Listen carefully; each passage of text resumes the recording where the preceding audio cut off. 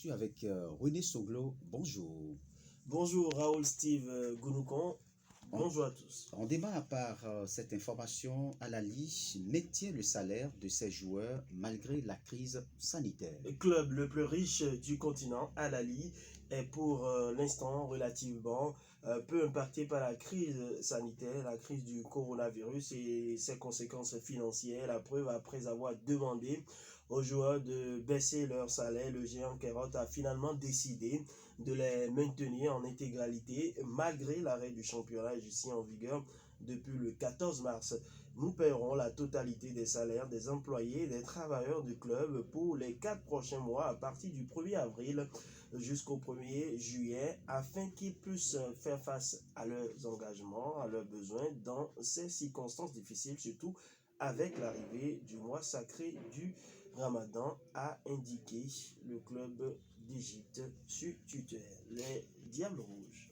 Candidature à la présidence de la CAF mise au point d'Ahmad Ahmad. Oui, en mars 2017, Ahmad Ahmad était élu président de la Confédération africaine de football, mettant fin au règne d'Issa Hayatou après 29 ans au pouvoir. Et il faut le dire, la prochaine élection au sommet de l'instance aura lieu l'an prochain, en 2021. Donc, et pour l'heure, le Malgache a démenti avoir déjà décidé de briguer sa propre succession, contrairement à ce qu'affirment certaines rumeurs de dernière heure. Alors, je lis des articles de presse faisant état de ma candidature à un second mandat à la présidence de la CAF.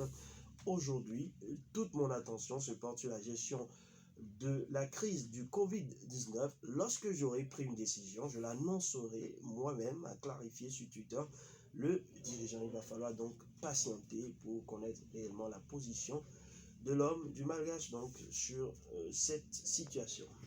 Pendant ce temps, Ligue 1, Ligue 2 en France, la saison est terminée. Tout simplement, les saisons de Ligue 1, Ligue 2 ne reprendront pas en France. Le Premier ministre Édouard Philippe l'a annoncé ce mardi devant l'Assemblée nationale. Il a expliqué que les grandes manifestations sportives ne seraient pas autorisées avant le mois de septembre. Les compétitions de Ligue 1, Ligue 2 devraient donc reprendre directement par la saison 2020-2021.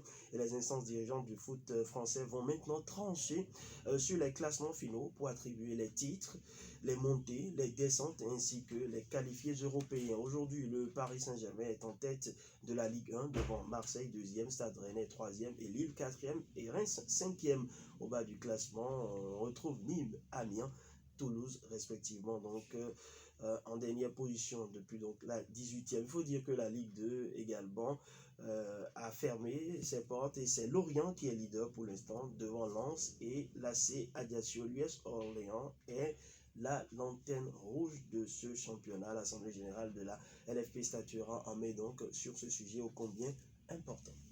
Pendant ce temps, René Soglo, la première ligue espère reprendre en juin. Oui, plus les jours passent, plus les fans du football anglais espèrent avoir quelque chose à se mettre sous la dent qui indiquerait précisément une date de retour de la première ligue anglaise actuellement suspendue jusqu'au 30 avril en raison du Covid-19. Ce championnat que nous faisons donc vivre ici sur Radio Fraternité et depuis, vous le savez, ce n'est plus le cas, tout est à l'arrêt et les 20 clubs de l'élite du royaume se réuniront donc en visioconférence ce vendredi afin d'en discuter.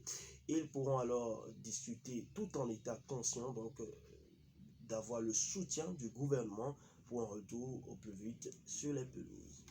La FIFA, pour finir, pourrait interdire, vous dites, aux joueurs de cracher pendant les matchs. Oui, la FIFA, selon The Telegraph, envisage la sanction ou de sanctionner, on pourrait le dire, les crachats lors de la reprise des compétitions. Les arbitres pourront être plus durs et donner même un carton jaune. C'est insalubre et ce n'est pas un bon moyen, c'est plutôt un bon moyen de propager le virus, a indiqué Michel Hogg, chef du comité médical de la FIFA au quotidien anglais.